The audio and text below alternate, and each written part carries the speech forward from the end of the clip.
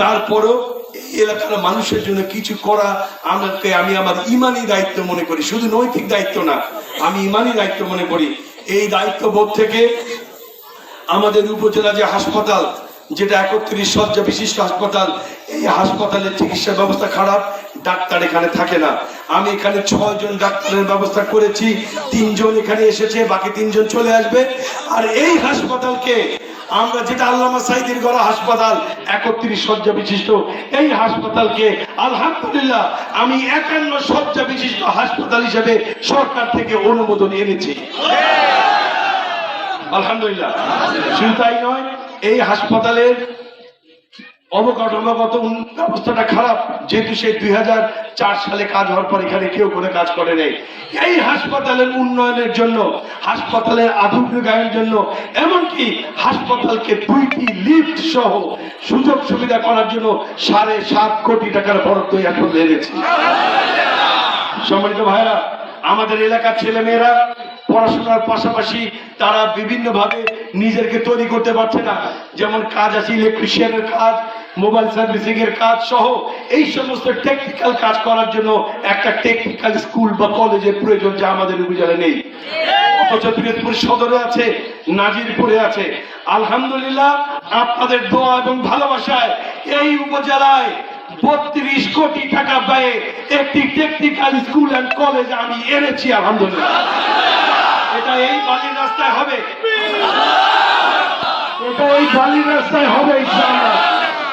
এই বালির রাস্তায় এটা হবে। 3 একর জায়গার জন্য আলোচনা চলছে, এখানে এটা স্থাপিত হবে ইনশাআল্লাহ। এই উপজেলায় পানির ব্যবস্থা খারাপ, সুপেয় পানি নাই, যে কারণে জনস্বাস্থ্য মন্ত্রণালয়ের সঙ্গে কথা বলে এই এলাকায় 2টি ওয়াটার ট্রিটমেন্ট প্ল্যান্টের ব্যবস্থা করেছি, যেখান থেকে প্রত্যেকটি ট্রিটমেন্ট প্ল্যান্ট থেকে 400 বাড়িতে সাপ্লাই পানির মতো পানি যাবে। এরকম 2টিতে মোট 800 থেকে 1000 বাড়িতে পানি যাবে, সেই ব্যবস্থা করেছি। প্রত্যেকটি দাম 3 কোটি টাকা হিসেবে 5টি উপজেলায় মোট 6টি এনেছি, তাতে মোট হলো টাকা 18 কোটি টাকা। সম্মানিত ভাইরা, আমাদের বেড়িবাঁধ আল্লামা সাঈদীর করা বেড়িবাঁধ, কিন্তু আল্লামা সাঈদী করেছেন এই অপরাধে এখানে কেউ কোনো কাজ করে নাই। এখন আমি পানি সম্পদ উপদেষ্টা যিনি আছেন তার সঙ্গে কথা বলেছি, আমাদের হুলারহাট থেকে আমাদের সন্ন্যাসী পর্যন্ত এখানে বেড়িবাঁধ যেখানে যেখানে ভেঙে গেছে, এই প্রত্যেকটি বেড়িবাঁধ নতুন করে মেরামতের জন্য মোট 35 কোটি টাকা আলহামদুলিল্লাহ আমি এনেছি। এটি কোনো গল্প বলছি না, এগুলি সব অলরেডি পিরোজপুরে জমা হয়েছে, আলহামদুলিল্লাহ। শুধু তাই নয়, আমাদের বালিপাড়া ইসলামী মিশন, যেটা এখানে একটি হাসপাতাল করার ইচ্ছা ছিল আমার শহীদ পিতার, তিনি সেভাবে ইসলামী মিশন তৈরি করেছিলেন, কিন্তু আওয়ামী লীগ তাকে সে কাজ করতে দেয় নাই। আলহামদুলিল্লাহ ধর্ম উপদেষ্টার সঙ্গে কথা বলেছি, দেখা করেছি, বালিপাড়া ইসলামী মিশন যেটা, ওই মিশনে 42 কোটি টাকা ব্যয়ে 31 শয্যা বিশিষ্ট একটা হাসপাতাল হবে ইনশাআল্লাহ। সেটার জন্য অলরেডি জমি রেজিস্ট্রি করা হয়ে গেছে, আলহামদুলিল্লাহ। এবার আসি রাস্তায়। আমি কিন্তু আপনাদের কোনো জনপ্রতিনিধি না, আমি আপনাদের সন্তান হিসেবে কাজ করেছি। এবার এই রাস্তা গোপালগঞ্জ পর্যন্ত যে রাস্তাটা 6 লেন বা 4 লেন হয়ে এসেছে, ওই রাস্তাটা চিকন হতে হতে অজগর সাপের মতো আমাদের পিরোজপুর পৌরসভায় ঢুকছে।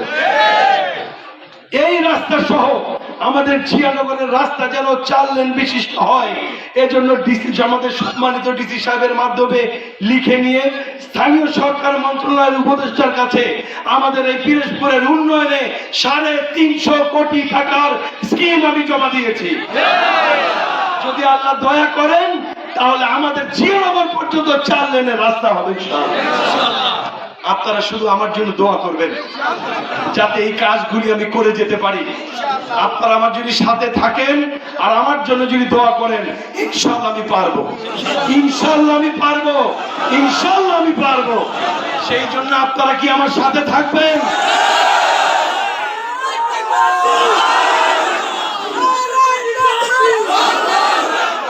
আলহামদুলিল্লাহ, আলহামদুলিল্লাহ। সম্মানিত ভাইরা, আপনাদেরকে এই মাগরিবের নামাজের সময় ওয়াদা দিয়ে যাই, আল্লাহর কসম করে বলছি, আল্লাহর কসম করে বলছি, আল্লাহর কসম করে বলছি, সরকারের একটি টাকাও যদি আমার কাছে আসে, সেই টাকা ভক্ষণ করা মাসুদ সাঈদীর জন্য হারাম, হারাম এবং হারাম। প্রত্যেকটি টাকা যার যার প্রাপ্য তার তার দোরগোড়ায় আমি পৌঁছে দেব ইনশাআল্লাহ। সম্মানিত ভাইরা, আজকের মতো এখানে কথা শেষ করব। আজান